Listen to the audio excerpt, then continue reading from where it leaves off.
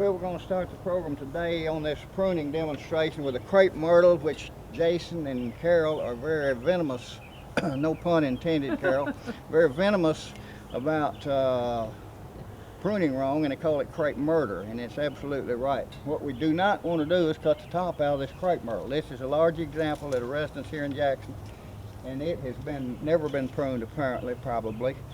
What we want to do is clean out the small stuff and leave 6 or 8 main largest trunks in here. This is probably a Natchez, I think, and it has great cinnamon colored bark.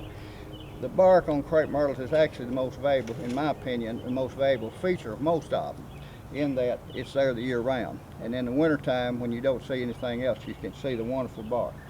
So what we're going to do is take a lopper, a saw. It's going to take quite a bit of, we're going to take out quite a bit of sizable stuff in here, if I can get this saw out.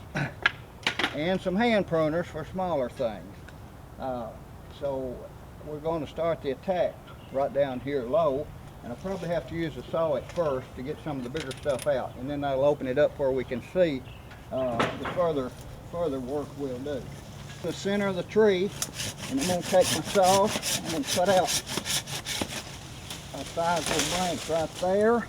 We're even going to cut this branch right here off that joins the one of the main trunks.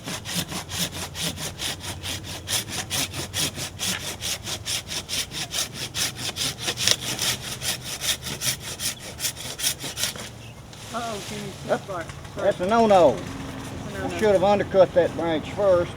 I think it's a good opportunity right here to show when you cut a sizable branch, there's a growth collar right there where the bark from this branch, the bark from the main trunk compress, and that growth collar, if you cut just outside the growth collar, it will heal much faster. Do not come out here and leave a stub, or do not cut inside the growth collar. You want to cut just at the outside edge of it. So we're going to undercut this branch first, just outside the growth collar now.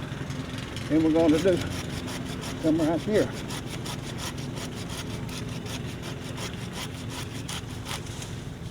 Got a good clean cut there. That will callus over.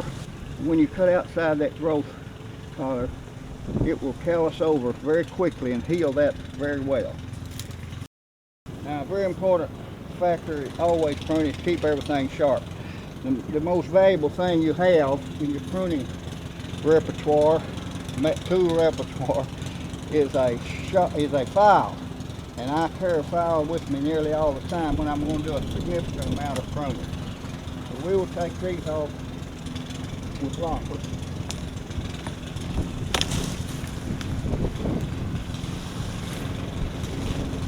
These loppers are compound action loppers, in that it has an extra lever in here, and you get twice or 3 times the amount of leverage with your push stroke, which means a lot less effort involved in taking off a branch.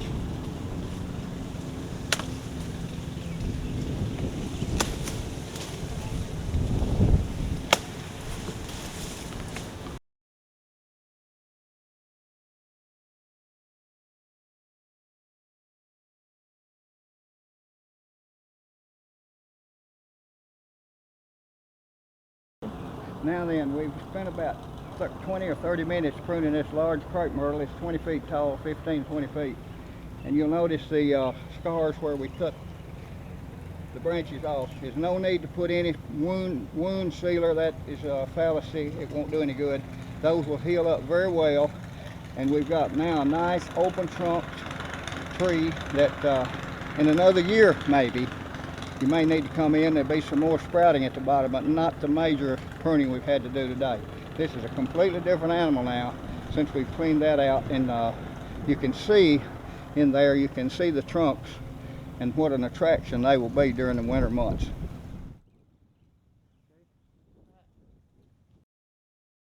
Now we have a different situation, different plant, different tools, different kind of job.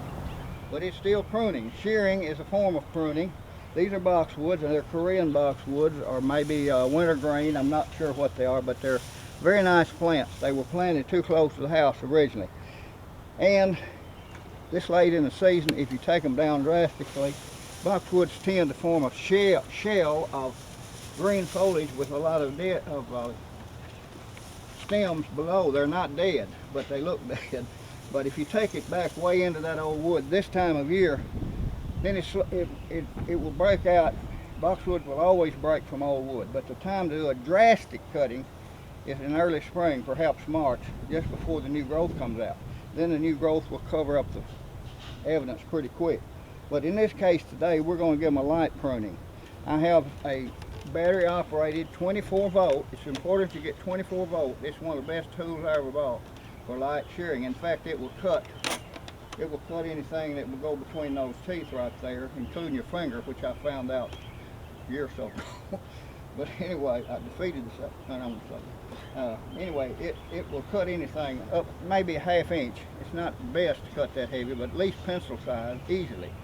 But in this case, we're going to go over this boxwood, get it off the walk, just enough to get it off the walk here and away from the house. You don't like shrubs right against the house because it creates moisture problems in there, mildew, etc. So we're going to take off a fairly good amount of this boxwood, but next spring I'd recommend even more.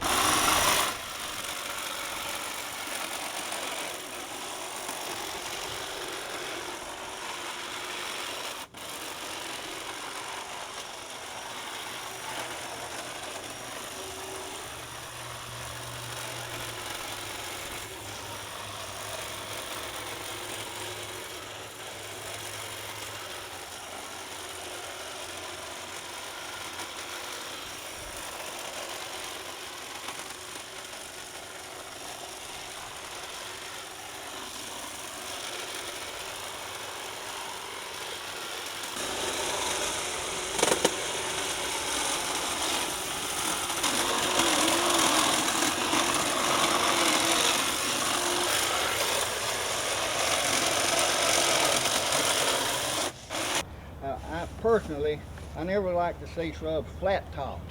I'm looking across the street over there and I see several flat tops over there.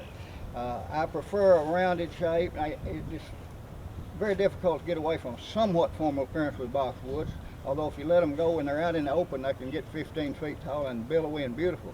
You can't do that in this situation. I still like to round them off instead of flatten topping them, and this one still has the shape that it had before we cut anything. It's just smaller, and that's the whole idea. Okay.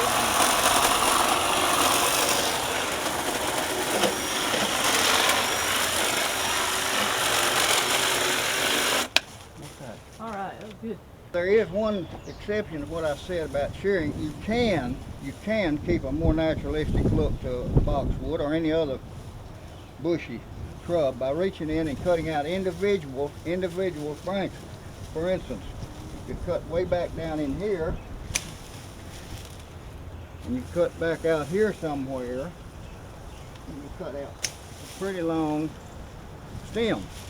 And you do that selectively around over the shrub until you've gotten it reduced somewhat in size. And next year, where you made those cuts down there, new growth will flush. So over about a 3-year period, or 2 or 3 steps in doing this, it would be pretty easy to get it reduced, but it would take time to keep from giving it a bald look when you do it.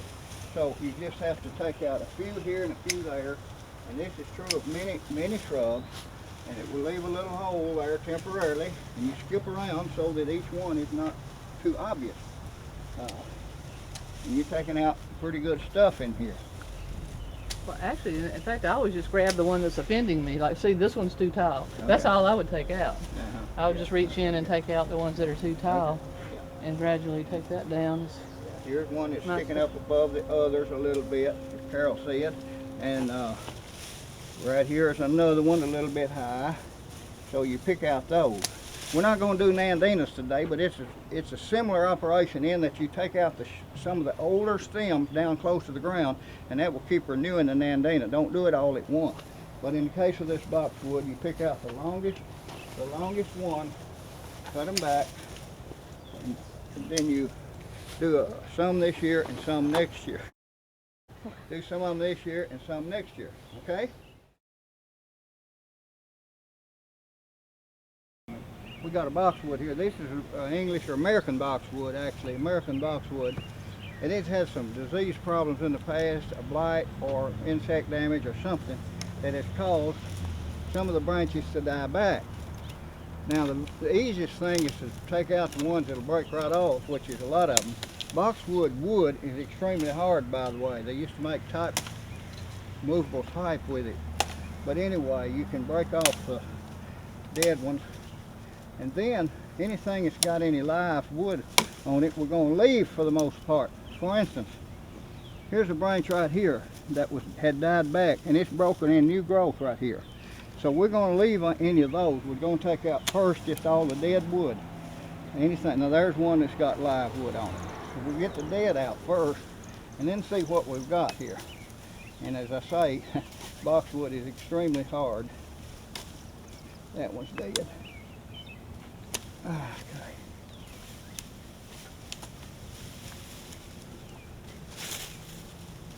There's some new growth breaking even off of these small branches here. So we'll cut it back to that. Alright. Now then, there's one.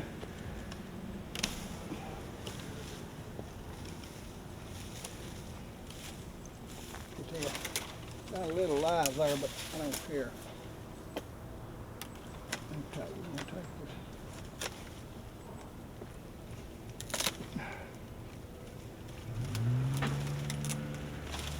I think primarily now we've got all the dead out of here and a very few secondary live wood.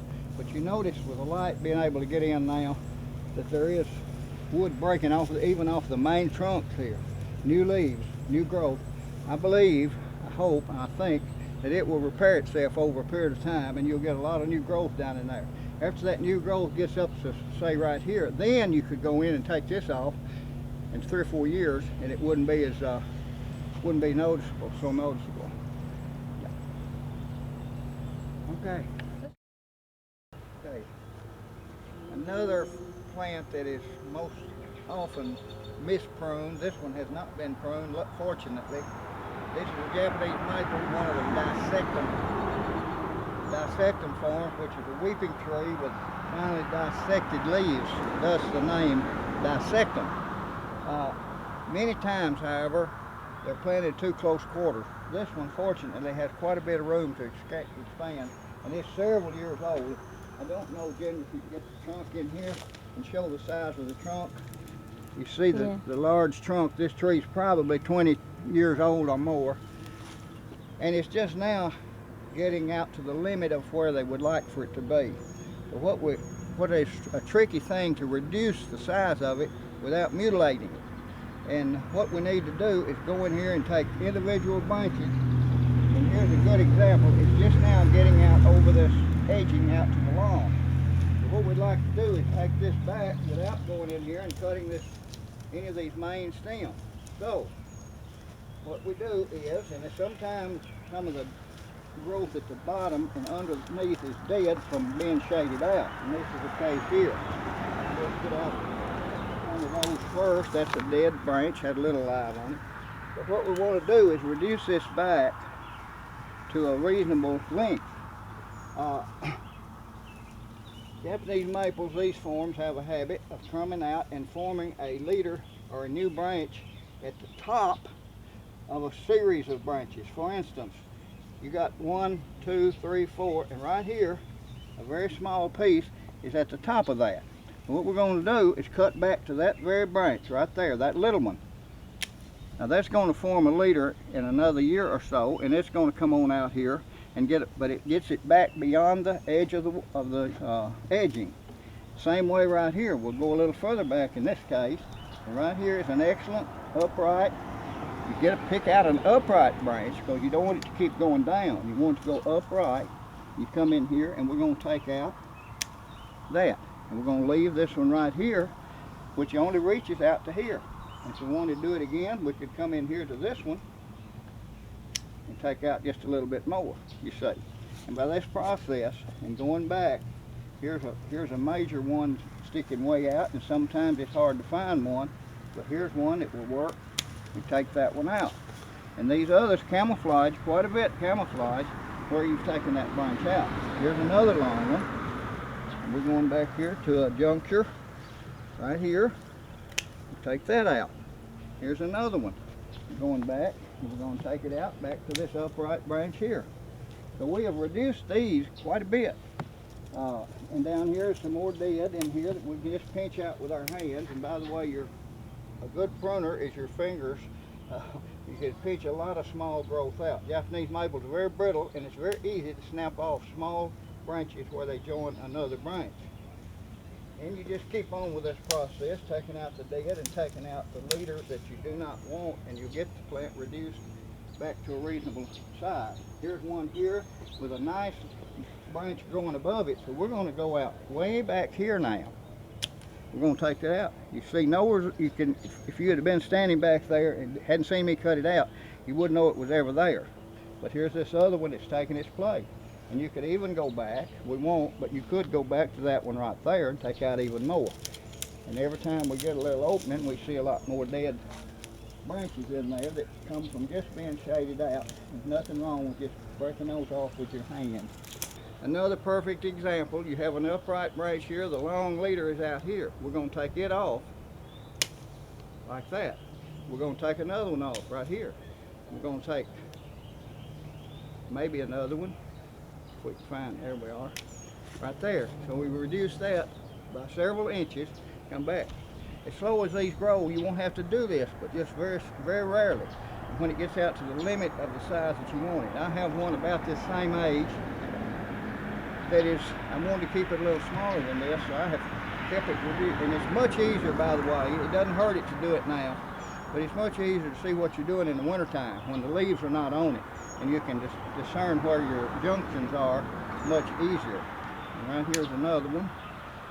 We can take them right out, but I have one this same age, and it is probably no more than 2/3 this size, because I wanted to keep it smaller.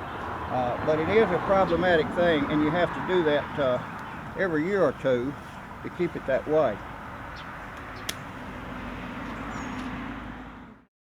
A little problem with this Jap maple here, because the back side is quite open. When you come out the front door right behind us here, then there's quite a bit of a lot of dead wood in here that we can take out. But I kind of like to let the structure of the tree show. And if we had one of these branches out of here, perhaps two, just one, then you would see this nice trunk structure as you came out the door of the house.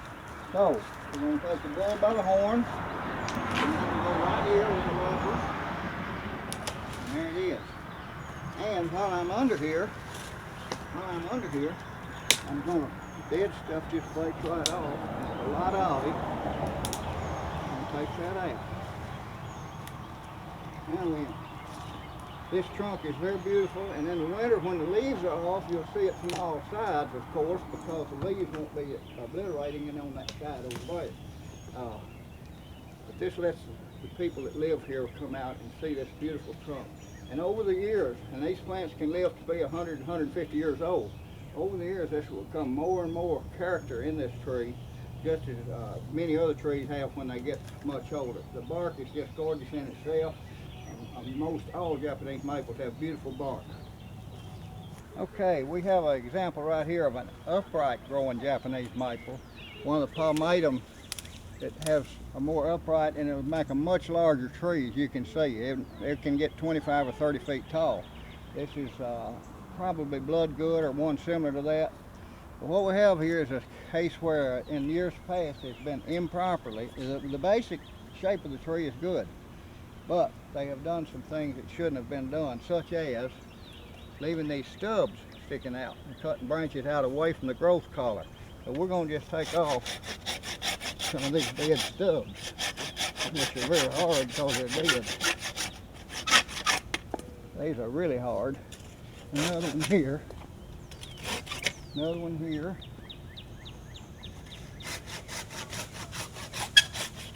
Another one there. Another one there.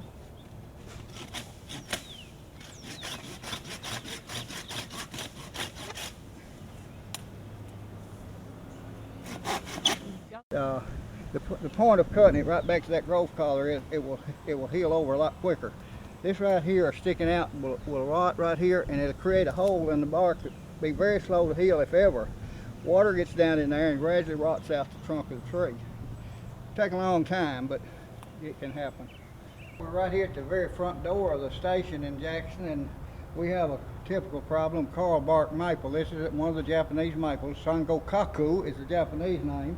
Coral bark because the bark has a coral color in the wintertime, very attractive, grown mainly for that, although it has wonderful fall foliage as well. But anyway, we've got a branch here that's coming right out over the main entrance to the station, and we got to get it off, much like we did the crepe myrtle earlier. So I'm going in with my saw, and get cut up, undercut, then come above.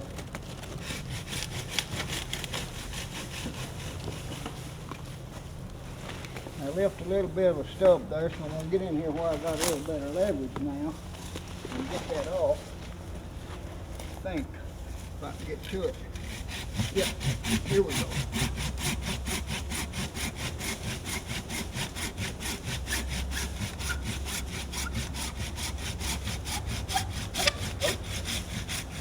Sometimes you have to take a couple of bites, but I got it just outside the growth collar. Another minor branch over here I'm going to take off. It'll never be a very good branch because it's shaded out.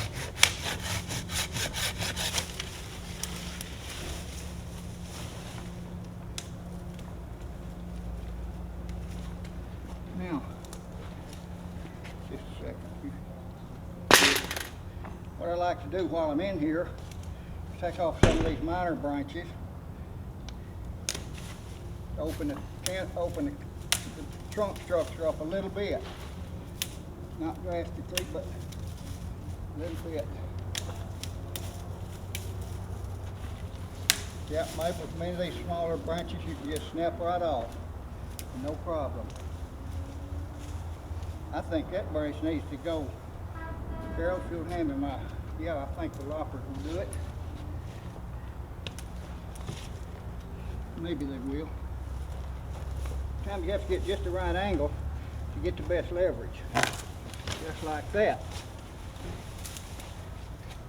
That's much better. You have three main trunks now. 1, 2, 3. Come right up with a very good structure, very attractive. This become almost a sculpture in future years. I'm going to go ahead while I'm in here.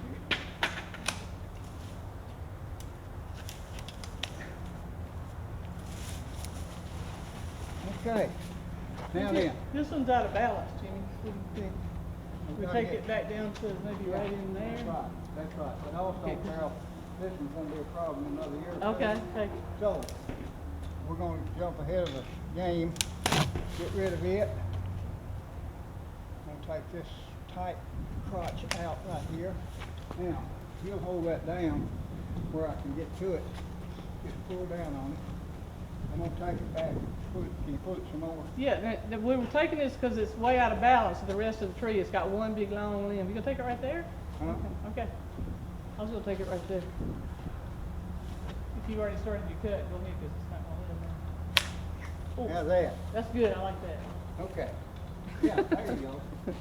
Yeah, I might have gone too far.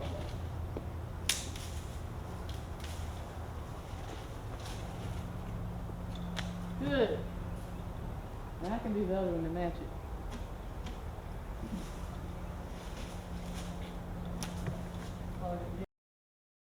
Okay, we're at the station now, and we have a red bud here, one of the named varieties of red bud. I'm not sure which one it is, but most of these named varieties of red bud and many other plants, Japanese maples are another example, are grafted. They're grafted down low. The graft union on this tree is right here. It'll be an enlarged area for the most part, most of the time. Right here is the graft union where the top growth, the desired plant, is grafted onto a common rootstock. Now this has come out below the graft union. This will not be the same as this right here. This will be a different kind of plant, so you want to get it off, and the time to do it is when it's young like this. When it's this small, you don't even need pruning tools, and your two of the best pruning tools you have are your thumb and forefinger. So what we want to do with this tree right here is take this off, and it'll be very easy to do. And incidentally, if you take it off in that manner and tear it loose from the source of it, tear it loose, instead of cutting it off up here and leaving a stub, if you did that, it would continue to come back. Most of the time, when you take it off and tear it loose from the plant, it will not come back. Occasionally it will, but after 2 or 3 tries, you usually get rid of it.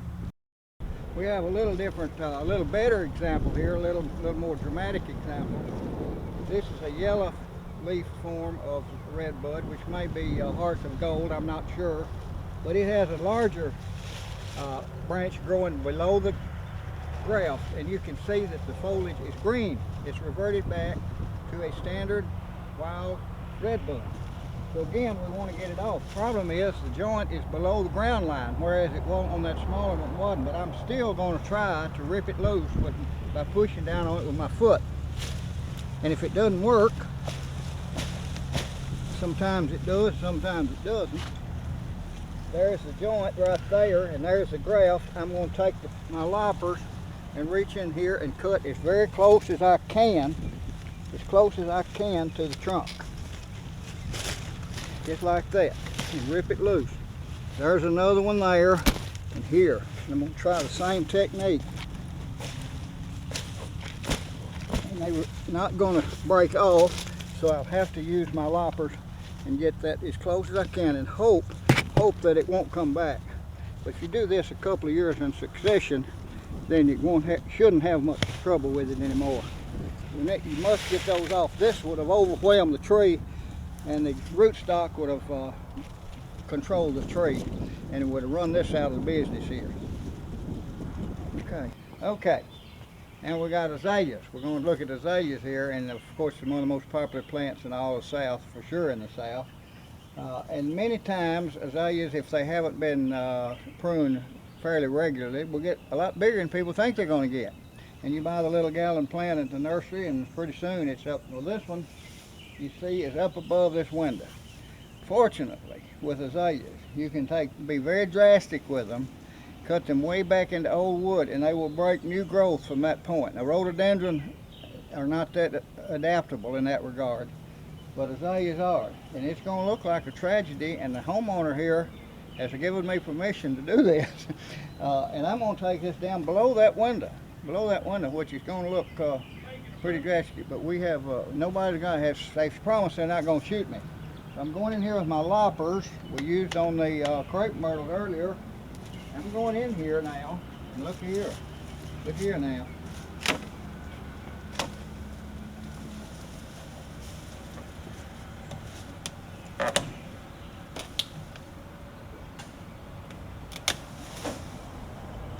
Now that is what you call azalea murder, but it's for the good of the plant.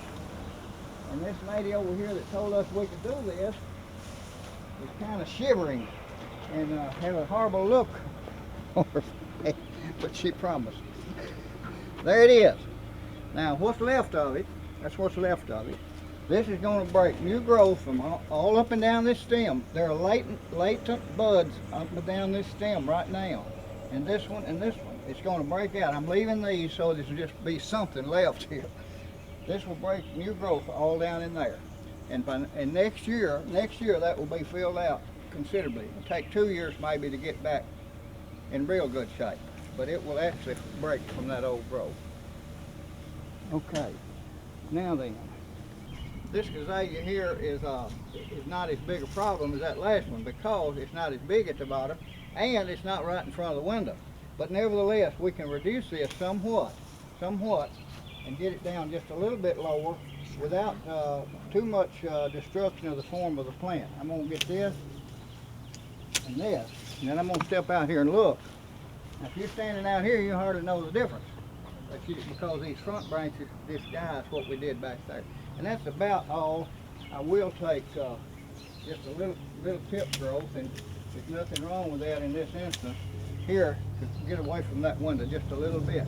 And it's crowding this other azalea, so So I'm going to go in here and give it this one a little better chance, get it a fighting chance.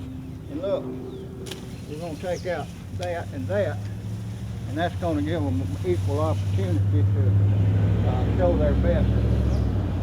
Hey, and I think that's all we need to do, though.